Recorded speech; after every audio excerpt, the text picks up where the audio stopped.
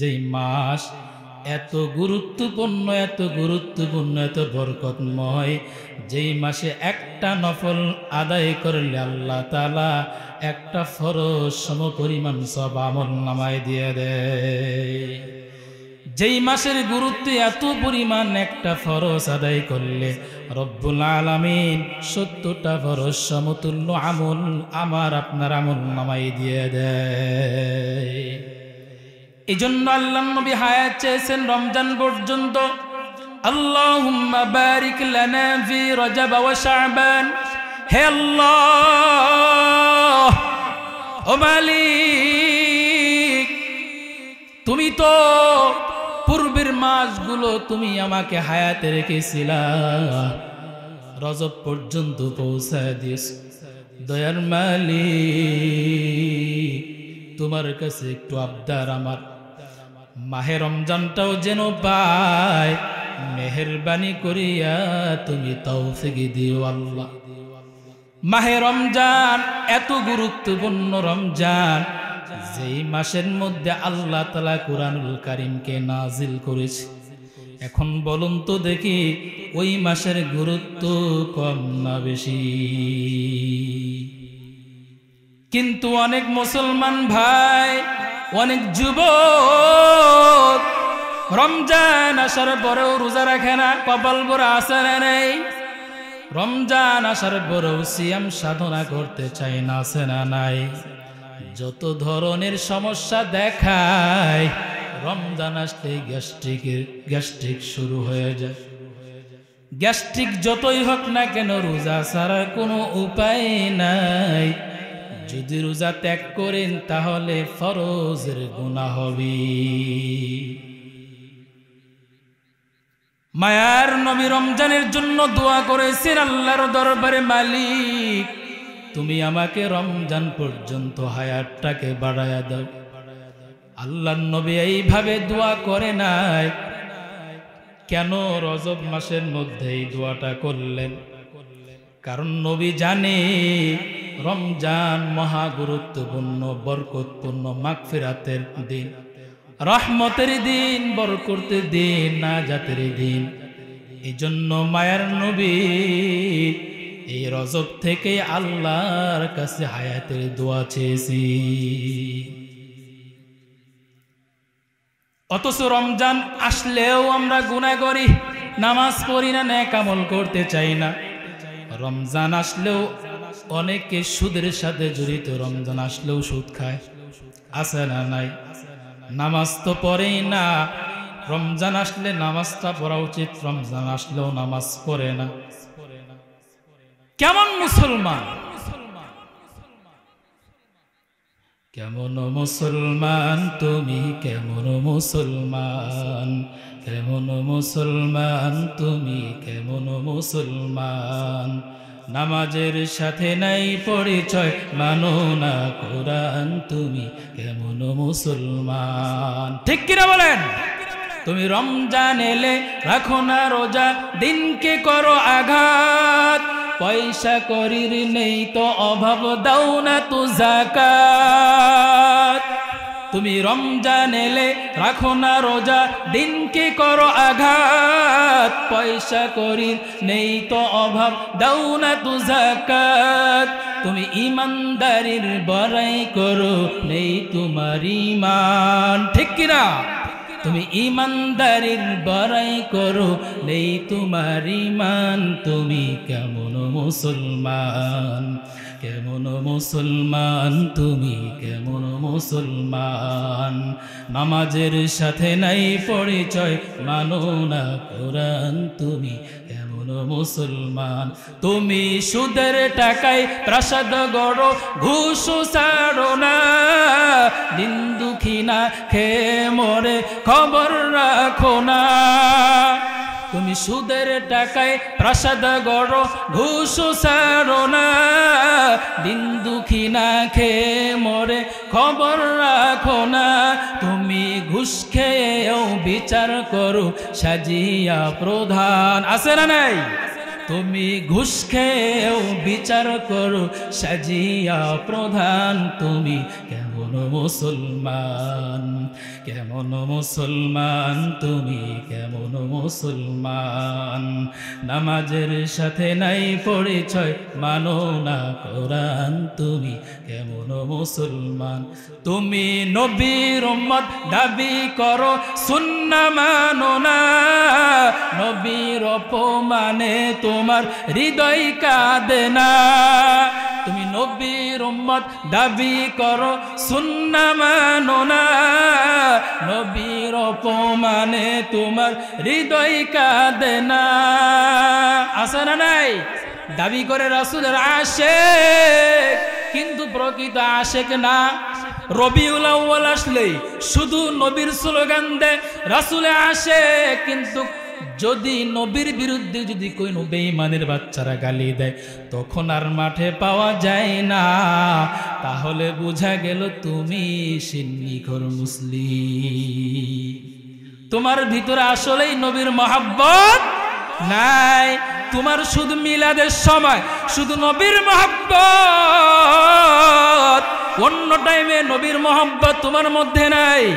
এমন আশিকের রাসূল আছে না নাই? আমরা তো ওই নবীর উম্মত যেই নবী আমাদের জন্য সারাটা জীবন কেঁদেছে, ওই নবীর তরিকা আমরা 24টা ঘন্টায় মানি। এদেরকেই বলা হয় প্রকৃত আশিকে রাসূল। আশিকারা মিল্লাত মযহব জুদাস, আশিকারা मिल्लत मज़हब खुदास, हम सिरात मुस्तफ़ा तमामी हाल उकुन इत्तिबा। তাহলে রমজান আসলেই অনেকে রমজানের রোজা রাখতে চায় না। রমজান আসলে নামাজ বেশি করে পড়া দরকার, নামাজের কোনো ধার ধারণা আছে না নাই? এ মুসলমান ভালো করে বুঝো, 5 ওয়াক্ত নামাজ কিন্তু আমাদের জন্য ফরজ করে দিয়েছেন কে? কে দিয়েছেন? আল্লাহ তাআলা নামাজকে ফরজ করে দিয়েছে। নামাজ বাদ দেওয়ার কোনো সিস্টেম পদ্ধতি নাই। আমাদের জন্য আল্লাহ নবী হাদিয়া নিয়ে এসেছেন মেরাজের রাত্রিতে। জানেননি? মেরাজের রজনীতে আল্লাহর নবী ঊর্ধ্ব গমন করেছিলেন, 7ম আসমান পর্যন্ত, লাউহে মাহফুজ, আরশে কুরসি পর্যন্ত নবী আলাইহিস সালাম সফর করেছেন, ঊর্ধ্ব গমন করেছেন, সফর করেছেন।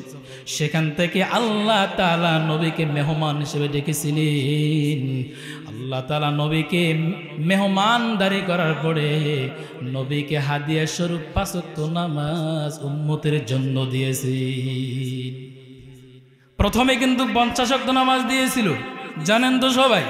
50 ওয়াক্ত নামাজ দিয়েছিল, পর্যায়ক্রমে কমতে কমতে কমতে কমতে 5 ওয়াক্ত নামাজের মধ্যে যখন 50 ওয়াক্ত আল্লাহ তাআলা নবীকে দান করলেন, নবী আলাইহিস সালাতু ওয়াস সালাম আল্লাহর থেকে নামাজ 50 ওয়াক্ত নিয়ে যখন জমিনের দিকে অবতরণ করতেছিলেন, 7ম আসমানের মধ্যে, 6ষ্ঠ আসমানের মধ্যে মুসা আলাইহিস সালামের সাথে দেখা হয়ে যায়। মুসা আলাইহিস সালাম বলে, ও নবী পয়গম্বর, আল্লাহ তাআলা আপনাকে হাদিয়া স্বরূপ কি দিয়েছেন? নবী বলেন, আল্লাহ তাআলা আমাকে হাদিয়া স্বরূপ হিসাবে ইবাদত দিয়েছে 5 ওয়াক্ত নামাজ, অর্থাৎ তখন দিয়েছিল 50 ওয়াক্ত নামাজ। তখন মুসা আলাইহিস সালাম বলেন, ও নবী, তাহলে 50 ওয়াক্ত নামাজ নিয়ে কি আপনি জমিন অবতরণ করবেন? বলে হ্যাঁ। বলে আপনার উম্মত 50 ওয়াক্ত নামাজ পড়তে পারবে না, আরো কিছু কমায় আনেন, আপনার উম্মত বড় দুর্বল হবে, এত রাকাত নামাজ পড়তে পারবে না। মুসা আলাইহিস সালামের কথা অনুযায়ী নবী আলাইহিস সালাম আবার উপরের দিকে রওনা করলেন, আল্লাহর দরবারে, আল্লাহর বাড়িতে গেলেন। ওখানে গিয়ে আল্লাহকে বললেন, মালিক, আমার উম্মত বলে বড় দুর্বল হবে, আমার উম্মত 50 ওয়াক্ত নামাজ আদায় করতে পারবে না, আপনি কিছু কমায়া দেন। আল্লাহ তাআলা বলল, পেয়ারা হাবিব, যাও, আমি 5 ওয়াক্ত নামাজ কমায়া দিলাম, 45 ওয়াক্ত নিয়ে যাও। 5 ওয়াক্ত কমায় দিল, 45 ওয়াক্ত নিয়ে রওনা। আবার মুসার সাথে দেখা। মুসা বলে, এ পয়গম্বর নামাজকে আল্লাহ কমায় দিছেনি? বলে হ্যাঁ দিছে। বলে কয়েক তো 5 ওয়াক্ত কমাইছে, আর কয়েক তো রয়েছে? বলে 45 ওয়াক্ত রয়েছে। মুসা বলেন নবী 45 ওয়াক্ত পড়তে পারবে না। এক কথায় পর্যায়ক্রমে করতে করতে করতে করতে 5 ওয়াক্তের মধ্যে নিয়ে আসছে। আল্লাহ বলে ও নবী, আপনার উম্মতেরা যদি 5 ওয়াক্ত নামাজটাই যদি সঠিকভাবে আদায় করে, আমি রব্বুল আলামিন 50 ওয়াক্ত নামাজের সওয়াব তার আমলনামায় দিয়ে দিব। মকুন সুসদি নামাজে বঞ্জগানা ফাওয়াইলুল লিল মুসাল্লিন আল্লাযীনা মুমিনারা ইনামাজ ইমদাদ দা ইস্তাঈনু আয়াতে কুরআন বাখা আয়াতে কদ আফলাহা রায়াদকুন গৌরকুন্দর মানিয়াজদিল সাদিকুন। নামাজ ছাড়া জান্নাতে যাওয়ার উপায় আছে? পয়গম্বরের হাদিস, as-সালাতু মিফতাহুল জান্নাহ। যদি জান্নাতে যেতে চাও নামাজ লাগবে। কি লাগবে? জান্নাতের চাবি হলো নামাজ। হাসরের ময়দানে আউয়ালু মা ইউহাসাবু বিহিল আবদু ইয়াওমাল কিয়ামাতিস সালাহ। পয়গম্বর বলেন হাসরের ময়দানে সর্বপ্রথম নামাজের হিসাব লওয়া হইবে। ঈমানের পরে হলো নামাজ। ঈমানের পরে কি? নামাজ। ঈমানদার আর বেঈমানের মধ্যে ব্যবধান হলো নামাজ। বেঈমানের নামাজ পড়ে না, ঈমানদারের নামাজ ছাড়ে না। এটাই হলো ব্যবধান। আল্লাহর নবী বলেন আউয়ালু মা ইউহাসাবু বিহিল আবদু ইয়াওমাল কিয়ামাতিস সালাহ। হাসরের ময়দানে, কিয়ামতের ময়দানে সর্বপ্রথম নামাজের হিসাব লইবে মুসলমান। তাহলে কেন নামাজ ছেড়ে দাও? হাসরের ময়দানের কথা যদি হৃদয়ে তুমি স্মরণ রাখতে পারো, জীবন চলে যাবে আর পরেও নামাজ ছাড়া যাবে না। নবীর হাদিস যদি সত্য হয়, আমার এই কথাটাও সত্য। as-salatu মিফতাহুল জান্নাহ, জান্নাতের চাবি হলো নামাজ। মুসলমান, দিনাজপুরের মুসলমান, দিনাজপুরের মুসলমান, আমি শুনেছি ধর্মবীরু। আল্লাহু আকবার। এখনো যারা বাইরে বসে আছেন, আপনারা মহব্বতের নজরে মেহমানের সম্মানার্থে আপনারা চলে আসেন। আমি মুসাফির মানুষ, দূর থেকে এসেছি, আপনাদের জন্য দোয়া করে যাব। 3 ব্যক্তির দোয়া ফেরত দেওয়া হয় না। 1 নম্বর হলো মাজলুম, 2 নম্বর হলো মুসাফির, 3 নম্বর হলো পিতা মাতার দোয়া নিঃসন্তানের জন্য। এই 3 ব্যক্তির দোয়া ফেরত দেওয়া হয় না। আমি যেহেতু মুসাফির মানুষ, আপনাদের জন্য আমি দোয়া করে যাব। হাদিসের ভাষ্য অনুযায়ী আল্লাহ তাআলা দোয়া কবুল করে নিবি। দোয়া চান কি চান না? দোয়া চান? তাহলে বসে পড়ুন। আমি দিল খুলে আপনাদের জন্য দোয়া করে যাব, দিল খুলে। তাহলে মাহে রমজান আসতেছে, মাহে রমজান রহমত বরকত নিয়ে আসতেছে। ভুলবো না, ভোলা যায় নাকি মাহে রমজানের স্মৃতি। ভুলবো না, ভোলা যায় নাকি মাহে রমজানের স্মৃতি। এই মাসের কত ফজিলত জানো কি মুসলিম জাতি। ভুলবো না, ভোলা যায় নাকি মাহে রমজানের স্মৃতি। কত কষ্ট করেছিলেন ইয়াতিম নবী এই রমাদানে। ইবাদতে রাত কাটিয়ে দিতেন, কি হবে উম্মত বিনি।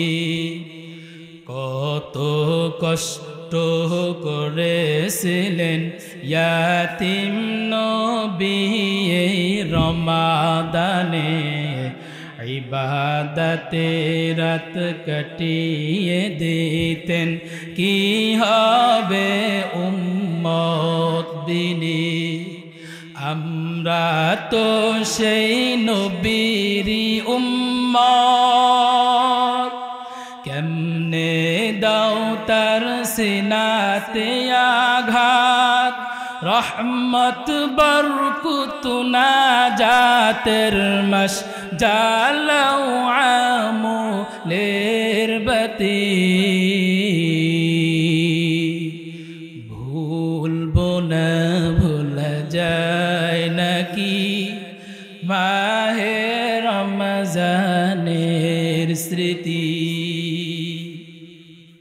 রমজানের স্মৃতি ভোলার মতো যখন মাহে রমজান আসে মুমিনের হৃদয়ে ফুর্তি লাগে আনন্দ লাগে ঠিক কি ঠিক না কারণ রমজান হলো গুনাহ মুক্ত মাস গুনাহ মাফের মাস হলো রমজান ওলি হওয়ার মাস হলো রমজান আপনি জানেন না রমজান কতটা গুরুত্বপূর্ণ আলোচনা করলে 2 ঘন্টাও শেষ হবে না সময় একেবারে সংক্ষেপ 19 বেজে গেছে 9:30টায় প্রধান আলোচক চলে আসবে আসলে এত গুরুত্বপূর্ণ রমজান আমরা রমজানকে অবহেলা করে করে নষ্ট করে দিই ভাইরা আমার আমরা রমজানটাকে গুরুত্ব দিয়ে রমজানটাকে ইনশাআল্লাহ আমরা বিদায় দিব রাজি আছি না ইনশাআল্লাহ এখন থেকে আমরা প্রস্তুতি গ্রহণ করব রমজানের জন্য 5 ওয়াক্ত নামাজ তো ছাড়বই না ডেইলি প্রতিদিন তারাবির নামাজ পড়ব ইনশাআল্লাহ পড়বেন তো সবাই পড়বেন ইনশাআল্লাহ কয় রাকাত পড়বেন 20 রাকাত কয় রাকাত 8 টাকাতে আমরা পড়ি না আমরা ইবাদত চুরি করি না ঠিক কি ঠিক না আমাগর ইবাদত বেশি দরকার সব বেশি দরকার কি বলেন ঠিক কি ঠিক না এইজন্য আমরা 20 রাকাত করে পড়ব ইনশাআল্লাহ সিয়াম সিয়াম মানে কি সোম শব্দের অর্থ বিরত থাকা সোম শব্দের অর্থ বিরত থাকা কিসের থেকে খানা পিনা পানি পান করার থেকে বিরত থাকা খানা থেকে বিরত থাকা স্ত্রী সহবাস থেকে বিরত থাকা এর নাম হলো রোজা আরো যদি কিছু সংযুক্ত করি নফল হিসাবে বেহুদা কথা না বলা অনর্থক কথা না বলা খামাখা অজাত কথা না বলা রমজান আসলে অজাতা কথা হয় কি হয় না গীবত হয় কি হয় না আপনার রোজা পূর্ণাঙ্গ হবে না যদি পূর্ণাঙ্গ যদি রোজা আপনি চান তাহলে গীবত ছাড়তে হবে গীবত ছাড়তে হবে হোটেলে বসে বসে দোকানে বসে বসে অমুক ভালো না তমুক ভালো না অমুকের ছেলে ভালো না তমুকের মেয়ে ভালো না হ্যাঁ এগুলো বলা যাবে আপনার রোজা হালকা হয়ে যাবে কখনোই কাজ করবেন না অন্তত এমনিতে তো গীবত করা জায়েজই নাই কমপক্ষে গীবত তো আমাদের ঘিবাতে পরিণত হয়ে গিয়েছে গীবত যদি না করি ভাল লাগে না মজা লাগে না কি বলেন গীবত ঘি ভাতে পরিণত হয়ে গিয়েছে গীবত বলতেই হয় অনেক আল্লাহর বান্দার ডেলি গীবত না করলে ঘুমে ধরে না ঘুমে আসে না যাই হোক অন্যদিনে করিয়েন এর মানে ফতোয়া দিচ্ছে না করা জায়েজ করা তো হারাম অন্তত রমজান মাসে করিয়েন না কোন মাসে করিয়েন না রমজান মাসে করিয়েন না কারণ এই রোজাকে ফরজ করেছে কে করেছে সূরাতুল বাকারা আল্লাহ তাআলা বলেন ইয়া আইয়ুহাল্লাযীনা আমানু কুতিবা আলাইকুমুস সিয়াম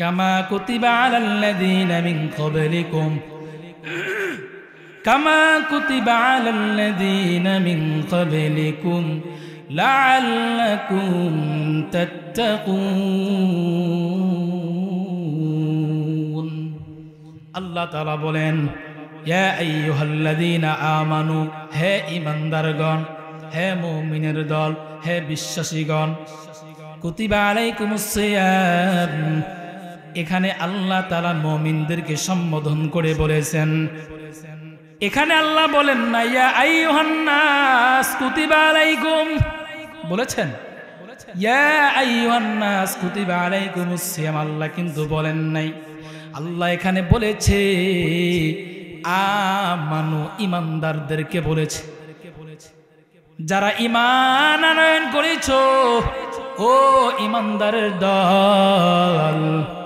কুতিবা আলাইকুমুস সিয়াম কামা কুতিবা আলাল্লাযীনা মিন ক্বাবলিকুম লাআল্লাকুম তাত্তাকুন। তোমাদের উপর রোজাকে আমি আল্লাহ তাআলা ফরজ করে দিয়েছি।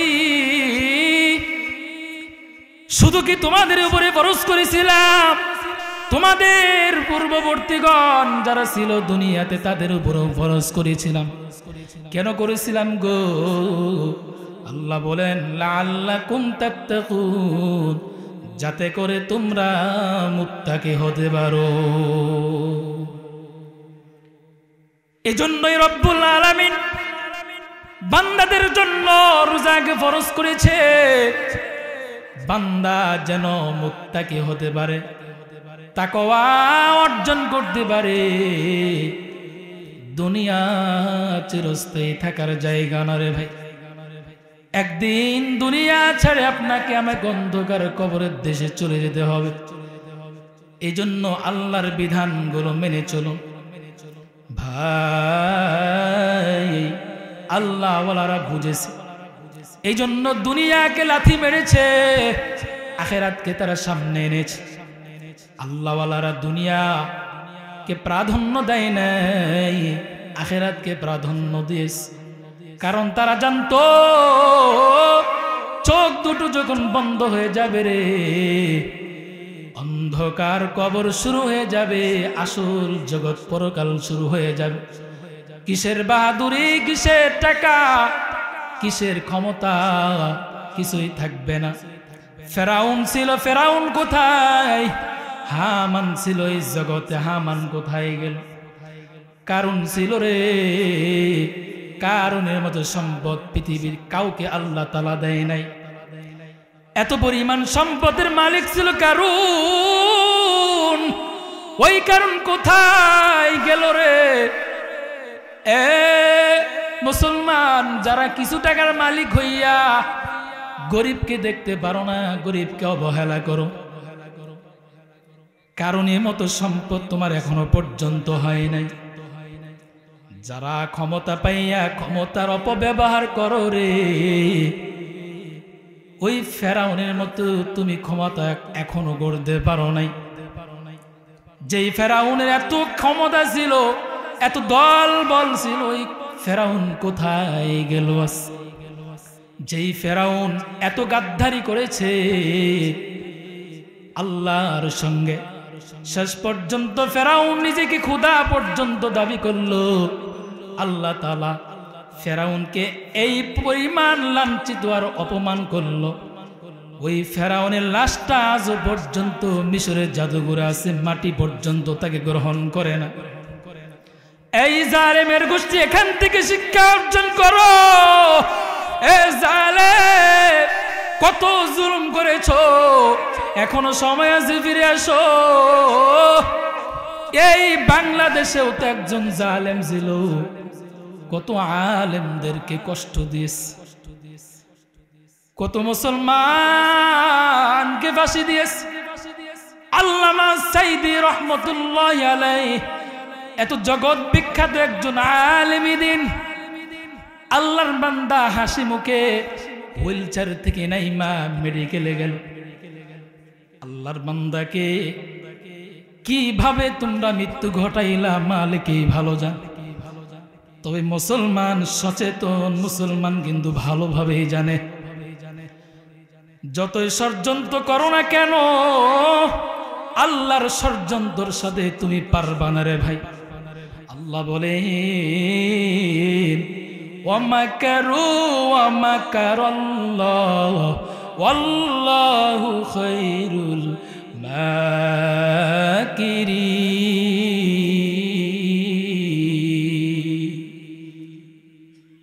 আল্লাহর মক্করবাজির সাথে তুমি পারবা না, আল্লাহর হিকমতের সাথে তুমি পারবা না।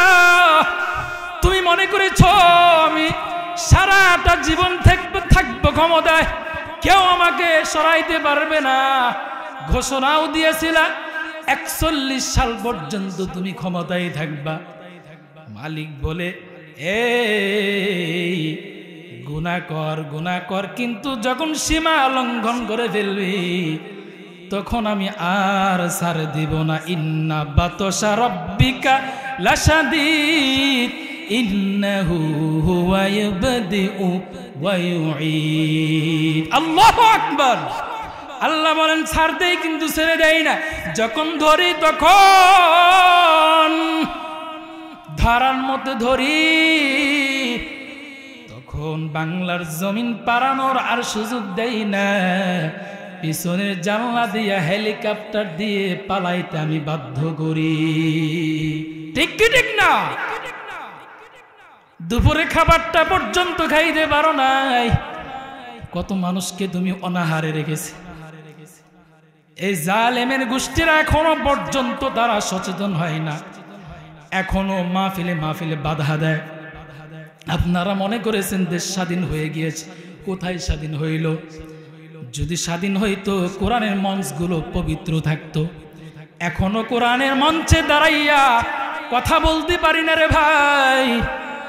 যখন জালেমদের বিরুদ্ধে কথা বলি তখন আমাদের উপর আক্রমণ আসে। কত আলেমদেরকে জেলখানায় বন্দি করিয়া মাসকা মাস রেখেছ, বছর গা বছর রেখেছ। হাইরে আলেম দিনের রাহবার ছিল, মানুষদেরকে জাহান্নামের পথ থেকে বয়ান করিয়া করিয়া বাঁচাইয়া জান্নাতের পথে নিত। কি দোষ ছিল তাদের? যখন আদালতে নিয়ে আসতো গরুর রশি দিয়ে বাইধা নিয়ে আসতো, কোমরে গরুর রশি বাইধা আদালতের মধ্যে ঝুলত। মনে হয় কত বড় খুনি, কত বড় রাজাকার, মনে হয় তারা কত বড় জিনাকারী। অথচ একজন আলেমের ব্যাপারে আল্লাহ তাআলা বলেন ইন্নাল উলামা ওয়ারাসাতুল আম্বিয়া। ও সাহাবায়ে কেরাম, তোমরা জানায়া দাও আমি নবী থাকবো না। আমি নবী যখন চলে যাব আমার ওয়ারিস থাকবে। ওয়ারিস কারা হবে? যারা কোরআন সুন্নাহর জ্ঞান শিখবে তারাই আমার ওয়ারিস হবে। নবী পাবা না, সাহাবায়ে কেরাম এখন পাবা না, তাবিনদেরকেও পাবা না, তাবিনদেরকেও পাবা না রে ভাই।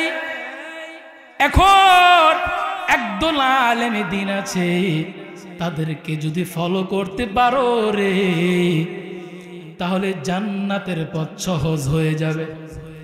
যদি আলেমকে যদি মানতে পারো কেমন যেন নবীকে মানা হয়ে যাবে। আলেমকে যদি মানতে পারো নবীকে মানা হয়ে যাবে। ওই আলেমকে এত কষ্ট দিয়েছো, আল্লাহর আরশ কিন্তু সহ্য করে নাই। আল্লামা মামুনুল হক এত বড় একজন আলেমে দ্বীন, শাইখুল হাদিস ইবনে শাইখুল হাদিস আল্লামা মামুনুল হকের পরিচয় কে না জানে? তিনার বাপ আল্লামা আজিজুল হক রহমতুল্লাহি আলাইহি জগৎ বিখ্যাত একজন শাইখুল হাদিস ছিলেন, যিনি বাংলাদেশে প্রথম বুখারীর বাংলা অনুবাদ করেছিলেন।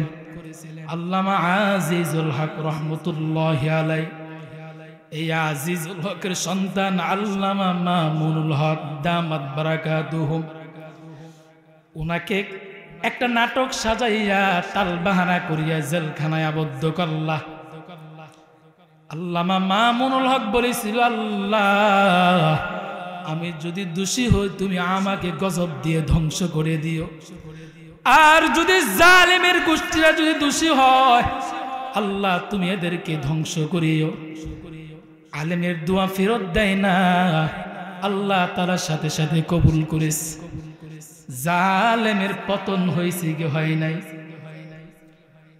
হয়েছে কি হয় নাই? High high high high. এখনো যদি শিক্ষা না নিতে পারো কপাল পোড়া। তোর মতো কপাল পোড়ার কে হতে পারে? 32 নম্বর ধানমন্ডি 32 নম্বর পাবলিকেরা যখন ভেঙ্গে চুরমার করে দিল, জালেম ভারতের দাদার কুলে বৈশা কান্দে আর বলে রে সব শেষ করে দিলি। শেষ পর্যন্ত মুসলিম জাতি অনেক সচেতন, না হয় এই বিপ্লব ঘটানো সম্ভব?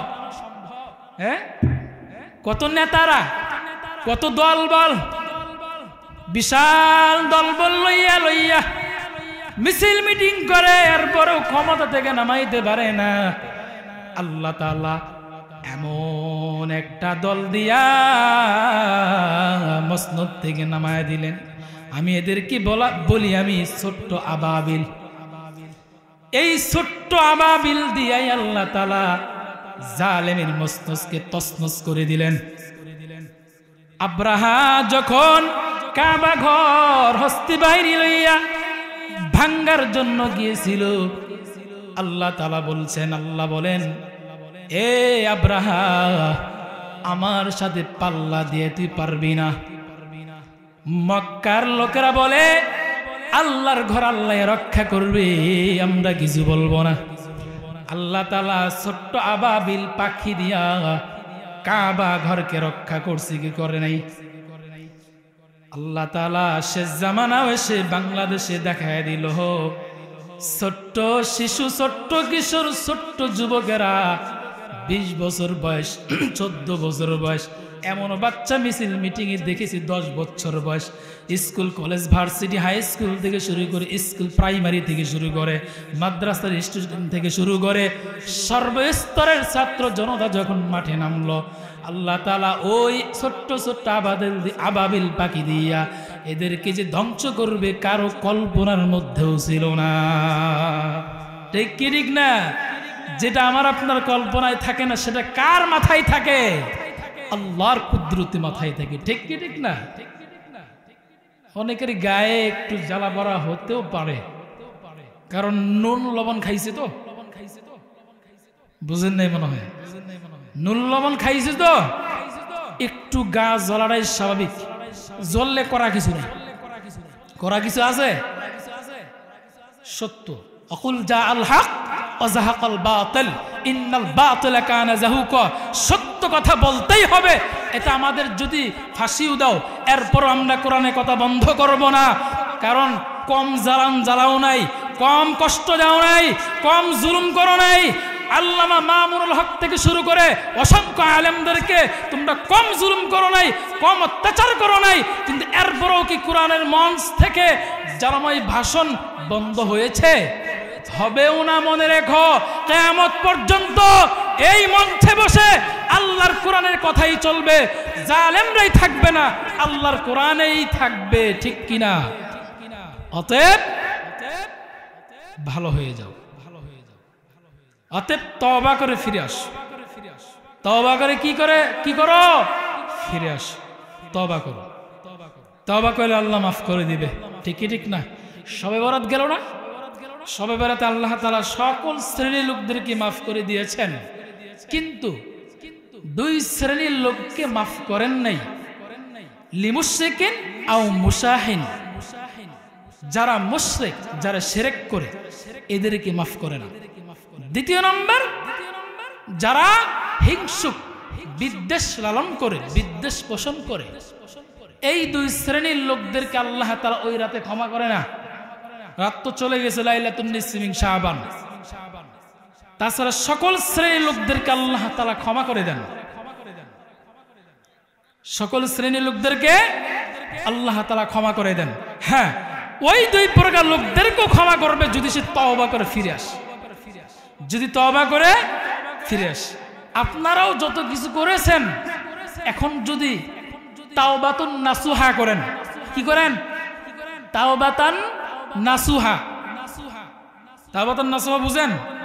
পিছনে যা করছেন প্রতিজ্ঞা করবেন, পণ করবেন, আর জীবনের সামনে করব না, আর সামনে করব না। আর যদি কোন রকম খালি ক্ষমতাটা পাইয়া লই, এরপর আবার শুরু করবো, কি বলেন? এটা তাওবাতান নাসুহা হবে? তাওবাতান নাসুহা হবে না। অতএব তাওবাতান নাসুহা করে ফিরে আসুন, ইনশাআল্লাহ আল্লাহ ক্ষমা করে দিবেন। আল্লাহ তো ক্ষমার জন্য বসে আছে। বান্দাকে বলে, বান্দা ক্ষমা চাও, আমি ক্ষমা করে দিব। ওই রাতে আরেকটি হাদিসের মধ্যে আছে, আরো কয়েকটি সংযুক্ত করেছে হাদিসের মধ্যে, যারা পিতামাতার অবাধ্য হয় তাদেরকেও ক্ষমা করে না, এবং যারা মদ পান করে, শরাব পান করে, এদেরকেও আল্লাহ ক্ষমা করে না, এবং যারা খুনি, মানুষকে খুন করে, এদেরকেও আল্লাহ তাআলা মাফ করে না। এই জন্য তওবা করি এখন থেকে। পিতামাতার অবাধ্য হওয়াটা আপনি ছোট কোনো গুনাহ মনে করিয়েন না, এটাও কিন্তু কঠিন এক গুনাহ। পিতামাতার অবাধ্য হওয়া, সমাজে অনেক সন্তান আছে পিতামাতার কথা মানতে চায় না। একটু এদিকে কথাগুলো আসি পিতামাতা সম্পর্কে, বলতে হয়। অনেক সন্তান আছে পিতামাতাকে দামে দেয় না, মূল্যায়নও করে না, অথচ স্পষ্ট আল্লাহ তাআলা সূরা বনী ইসরাঈলে বলেছেন, ওয়াকাদা রাব্বুক আল্লা তা'বুদু ইল্লা ইয়্যাহ ওয়া বিল ওয়ালিদাইনি ইহসান। আল্লাহ তাআলার পরে পিতামাতার কথা বলেছেন। আল্লাহ বলে আমার ইবাদত করো একমাত্র, অন্য কারো না। এরপর আল্লাহ বলেন ওয়া বিল ওয়ালিদাইনি ইহসানা, পিতামাতার খেদমত করো, পিতামাতার সাথে সদাচরণ করো, পিতামাতার প্রতি ইহসান করো, পিতামাতাকে কষ্ট দিও না, পিতামাতার কথা শোনো। একটু ভিন্ন লাইনে আসলাম। এরপরও পিতামাতাকে কষ্ট দেওয়া, বুড়া হয়ে গেল তো পিতামাতার দামে নেই। হায় হায়, পিতামাতাকে কষ্ট দেওয়া যাবে? 3 ব্যক্তির দোয়া ফেরত দেওয়া হয় না বলছিলাম কিছুক্ষণ আগে, তার মধ্যে একজন হলো পিতামাতা। পিতামাতা যদি খুশি হইয়া আপনার জন্য দোয়া করে, সাথে সাথে দোয়া কবুল। পর্দা থাকে না, সাথে সাথে কবুল হয়ে যায়। আপনি 6 লক্ষ টাকা দিয়ে 8 লক্ষ টাকা দিয়ে হজ করছেন, কবুল হয়েছে কিনা গ্যারান্টি আছে? কিন্তু যদি কোনো সন্তান পিতামাতার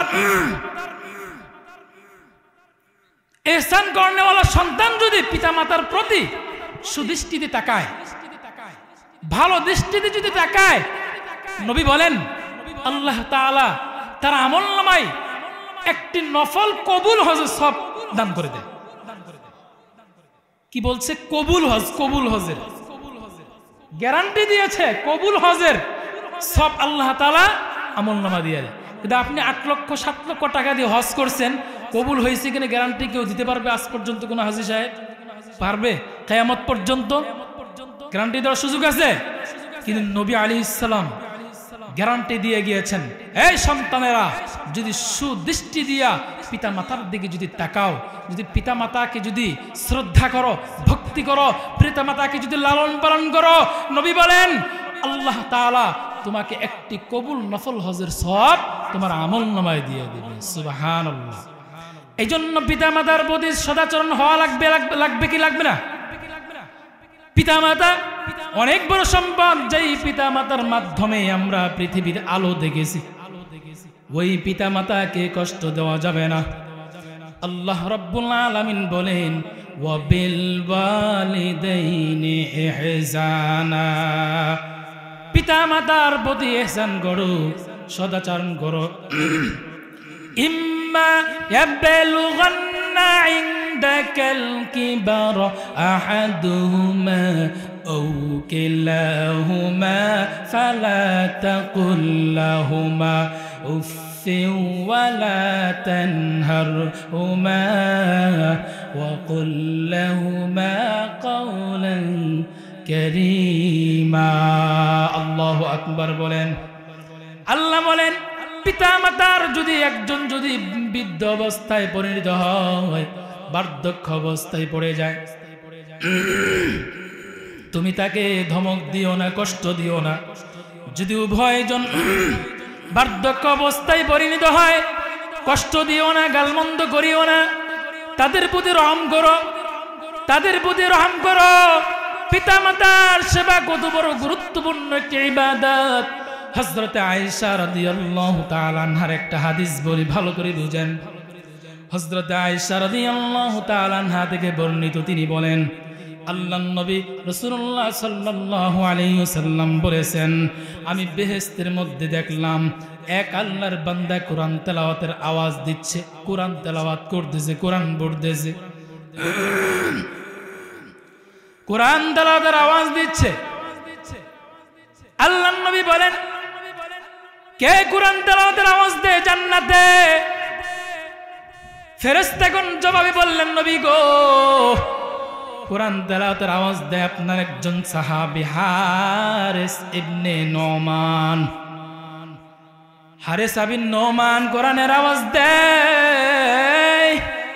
নবী বলেন কি মর্যাদা রে। সাহাবায়ে কেরাম প্রশ্ন করলেন, নবী গো এত পরিমাণ তার মর্যাদা আল্লাহ তাআলা কিভাবে দিলেন? কোন আমলের বরকতে আল্লাহ তাআলা তাকে এত মর্যাদা রাশির উপর উঠাইলেন? নবী বলেন, সাহাবায়ে কেরাম আমার মনে হয় এই সাহাবী জীবদ্দশায় পিতা মাতার সেবা করেছিল, এই জন্যই আল্লাহ তাআলা তার এই মর্যাদা দিয়েছি। खदमते माँ दर पे दर कुन इख्तियार ताके बाशी दर्द आलम ने को नाम। खदमते माँ दर पे दर कुन सब शम ताके बाशी दर्द आलम ने को नाम। পিতা মাতার সেবা করো সকাল সন্ধ্যা বাই, যদি মোরা দোজাহানের কামিয়াবি চাই। পিতা মাতার সেবা করো সকাল সন্ধ্যা ভাই, যদি মোরা দোজাহানের কামিয়াবি চাই। পিতা মাতার মধ্যে মা জননী হলো বড় দামি। আল্লাহ নবী হাদিসের মধ্যে ফরমান, আল জান্নাতু তাহতা কদামিল উম্মাহাত। এ মুমিনের দল, হে উম্মতের দল, জান্নাত কোথায় খুঁজো? পীরের দরবারে গেলে জান্নাত পাইবা না। তোমার জান্নাত ঘরের মধ্যে তুমি জানো না। ওই বিদ্যা মা যে তোমার বেঁচে আছে রে, ওই মায়ের তোমার পদতলিতে তোমার জান্নাত রয়েছে, তুমি জানো না। ওই মার যদি খেদমত করে করে যদি মাকে খুশি করতে পারো রে, আল্লাহ নবী বলেন ওই মায়ের পায়ের নিচে তোমার জন্য জান্নাত রিজার্ভ হয়ে যাবে। মা এত পরিমাণ কষ্ট করে সন্তানের জন্য, এ সন্তান কতই না গালি দিলি মাকে, মাকে কতই না কষ্ট দিলি। এখান থেকে প্রতিজ্ঞা করে যাবা মাকে আর কষ্ট দিব না। যেই মা 10 মাস 10 দিন গর্ভে ধারণ করেছে, যেই মা এত কষ্ট করেছে সন্তানের জন্য, সন্তানের জন্য এত পরিমাণ কষ্ট করেছে, খানা খাইতে বসছে সন্তান পেশাব করে দিয়েছে, পায়খানা করে দিয়েছে, এরপরের মা সন্তানকে ফালায় দেয় না, পায়খানাটাকে আস্তে করে গুটাইয়া সন্তানকে গুলে লয়, বলে আদরে সন্তান। আল্লাহু আকবার। এই ঠান্ডা, কত ঠান্ডা গেল, কত মা রাতে ঘুমাইতে পারে নাই সন্তানের জন্য, এরপর সন্তানকে ফালায় দেয় না। মায়ের মতো আদর সোহাগ কেউ করে না রে ভাই। বউ বলো, কেউ তোমার আদর সোহাগ করবে না। বউকে তুমি আজকে তুমি ভালোবাসা বন্ধ করে দাও, কালকে চলে যাবে। কিন্তু মাকে তুমি যদি কিছুই না দাও, এরপর মা তোমাকে ছেড়ে যাবে না। যদি কোথাও থেকে বাড়িতে যাও, মা বলবে সন্তান তুমি আস, বলবে বাবা তুমি খাইছো নি, বউ বলবে কিছু আনছো নি, ঠিকই ঠিক না? বউ বলবে কিছু আনছো নি, মা বলবে বাবা খাইছো নি। মাকে চিনলি না, ওই মা জনম দুঃখী মা। পায়ে ধরে বলে যায় মাকে কেউ কষ্ট দিবে না। যদি তুমি নুন ভাত খাও, এরপর মাকে লইয়া খাইও। কত কপাল পরা সন্তান আছে মাকে ফালাইয়া দেয়, বউকে লইয়া আরামে খায়, আছে না নাই? বউকে লইয়া আরামে খায়, মা বাবার কোনো খবর রাখে না, মায়ের কি লাগবে কোনো খবর রাখে না। বউয়ের 5 জিনিস ঠিকই দেয়, মাকে অবহেলা করে, আছে না নাই?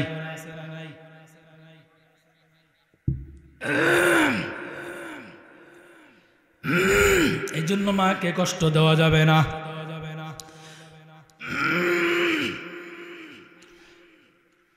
মা এত পরিমাণ গুরুত্বপূর্ণ, এত পরিমাণ গুরুত্বপূর্ণ, মা জরুরি, এত পরিমাণ মূল্য। নবী বলেন মায়ের পদতলে সন্তানের জন্য জান্নাত। এই জন্য মাকে কদর করিও, মরিয়া গেলে কদর কইরা লাভ হবে না। মরিয়া গেলে আর মাকে পাইবা না। মরার আগে মাকে কদর করা। জীবনের মূল কষ্ট মায়ের প্রসব বেদনায়,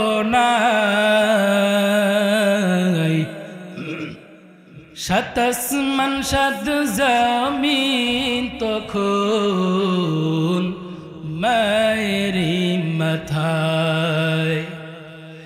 জীবনের মূল কষ্ট মায়ের প্রসব বেদনায়, সাত আসমান সাত জমিন তখন মায়েরই মাথায়। এমন মাকে কেমন আজি, এমন মাকে কেমন আজি যাব আমি ভুলিয়া। ও আমার প্রাণের মা,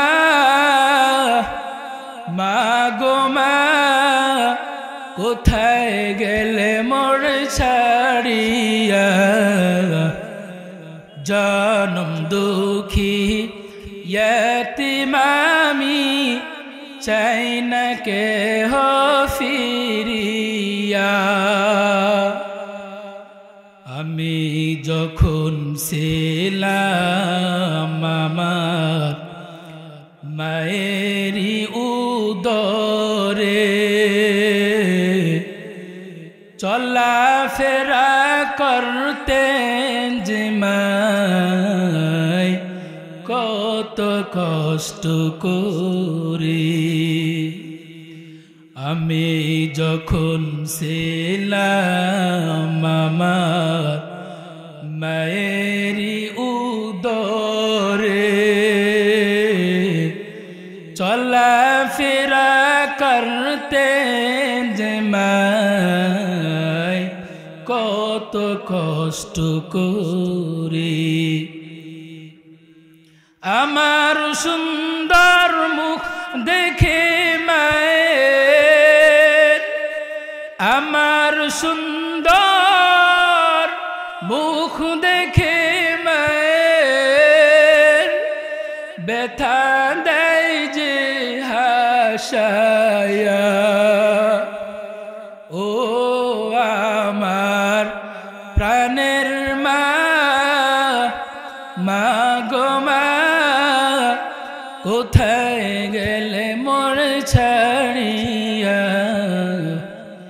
জনম দুঃখী ইয়তীম আমি, চাই না কেহ ফিরিয়া। জনম দুঃখী ইয়তীম আমি, চাই না কেহ ফিরিয়া। আল্লাহ তাআলা আমাদের প্রত্যেককেই পিতামাতার সেবা করা তৌফিক দান করুন। ওয়া আখিরু দাওয়ানা আনিল হামদুলিল্লাহি রাব্বিল আলামিন। আসসালামু আলাইকুম ওয়া রাহমাতুল্লাহি তাআলা ওয়া বারাকাতুহু।